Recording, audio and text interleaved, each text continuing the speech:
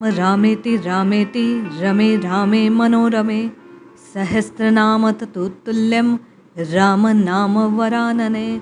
श्री राम जय राम जय जय राम, श्री राम जय राम जय जय राम, श्री राम जय राम जय जय राम, श्री राम जय राम जय जय राम। जय श्री हरि। पूज्य गुरुदेव के चरणों में बारंबार प्रणाम।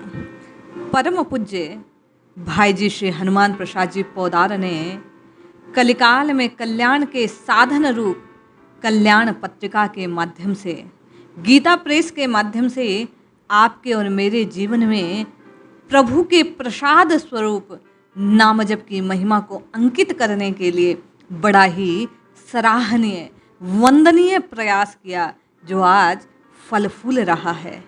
आज पूज्य भाई जी का जन्मोत्सव है।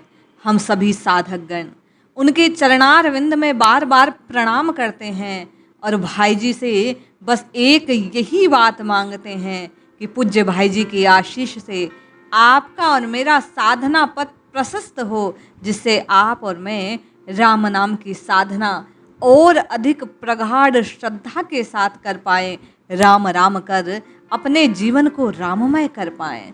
संत महात्माओं के चरणों में की गई ये प्रार्थना निश्चय मानिए उनकी कृपा दृष्टि से फलीभूत होती है, साधकों का जीवन उन्नत होता है। आज की जो सत्य कथा का श्रवण हम करने वाले हैं वह राम रक्षा स्रोत के चमत्कार को प्रकट करने वाली है। भगवान शंकर ने माँ पार्वती से स्वयं कहा है कि राम राम राम जो इस प्रकार उच्चारण करता है उसे भगवान विष्णु के सहस्त्र नामों के जप का जो फल है वो तत्काल प्राप्त हो जाता है।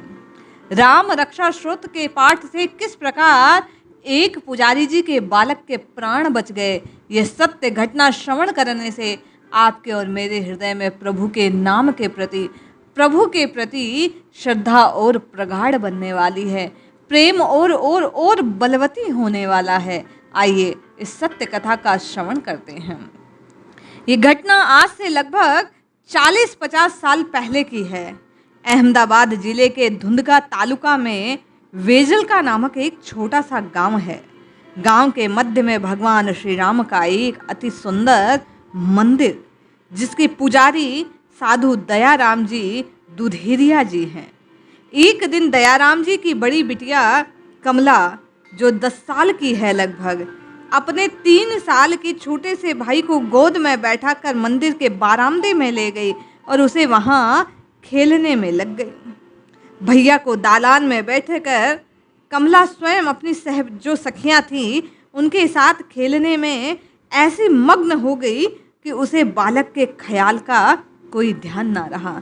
माँ ने कहकर भेजा था कि छोटे भाई का ख्याल रखना, ध्यान रखना, लेकिन सखियों के साथ बालपने में ऐसी बात हो जाया करती है। स्वयं के खेलने के चक्कर में वह बालक का ध्यान ना दे पाई। अचानक उसने देखा कि उसका भाई छोटा छोटा, जो अभी 3 वर्ष का है, खिसकते खिसकते दालान के किनारे पर आ गया है। वह अबोध बालक 4 फुट ऊंचे दालान से नीचे गिर पड़ा और मूर्छित हो गया। उसे गहरी चोट लग गई। गिरने की आवाज से कमला का यकायक ध्यान उधर गया। उसने देखा बालक तो गिर गया। ढूंढती हुई दुष्कृति से वह नीचे दौड़ती है। जब पहुंचती है तो देखती है कि भाई के सर से खून निकल रहा है। दुखी होकर रोने लगती है और भाई की इस अवस्था को देखकर वह भी रोते रोते मूर्छित हो जाती है। अगल बगल के लोग इकट्ठा हो जाते हैं। बालक की वैसी अवस्था देखकर अनुमान लगाते हैं कि इसकी रक्षा कर पाना अब संभव नहीं है। वे सभी जैसे ही कमला कुछ संभलती है उसे डांटने लगते हैं। वे बेचारी रुआसी सी हो जाती है। उसी समय दयाराम जी, जो उस मंदिर के पुजारी हैं, मारुति मंदिर में भोग लगाने के लिए नीचे से गुजरते हैं तो वे देखते हैं कि बालक नीचे गिरा पड़ा है। बच्चे को उठाकर घर की ओर दौड़ते हैं। पहले तो कुछ निराश से हो जाते हैं, परंतु फिर प्रभु कृपा से उनके हृदय में ये भाव आता है कि सर्व रक्षाकारी राम मेरे भी बालक की रक्षा करेंगे। प्रभु के होते मुझे किसी बात की चिंता नहीं करनी चाहिए। प्रभु निश्चय ही मेरे बालक को प्राण दान देंगे।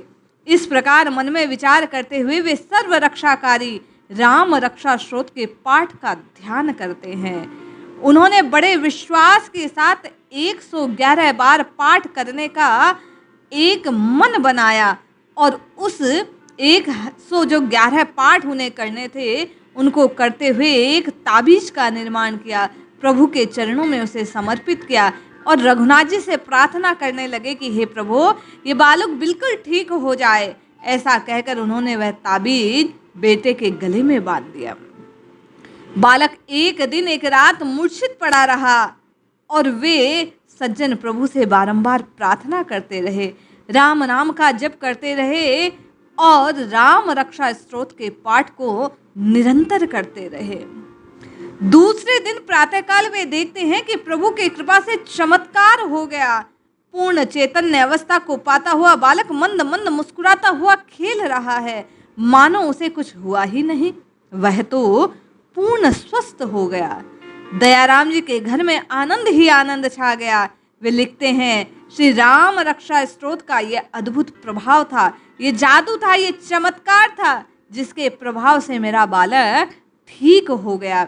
राम रक्षा स्तोत्र के विषय में पहले भी आप और मैं श्रवण कर चुके हैं कि वैज्ञानिक तथ्य भी इस बात की ओर संकेत करते हैं, इस बात को पुष्ट करते हैं कि किसी भी प्रकार की शारीरिक पीड़ा होने पर, मानसिक पीड़ा होने पर राम रक्षा स्तोत्र का पाठ करने से तत्काल लाभ होता है, कष्ट दूर हो जाता है। भगवत स्मरण और भगवान के प्रति की गई प्रार्थना का फल अमोघ है।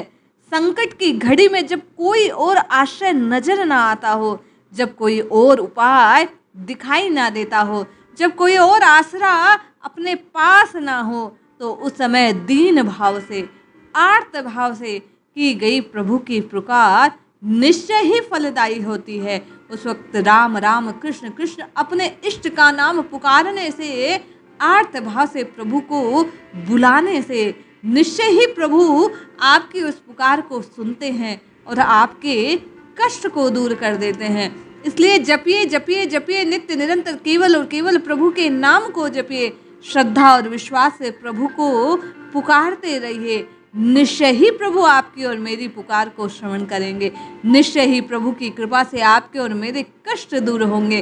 राम राम राम राम कहकर राममय होने की अभिलाषा अवश्य ही आपकी और मेरी पूर्ण होगी। जय श्री हरि।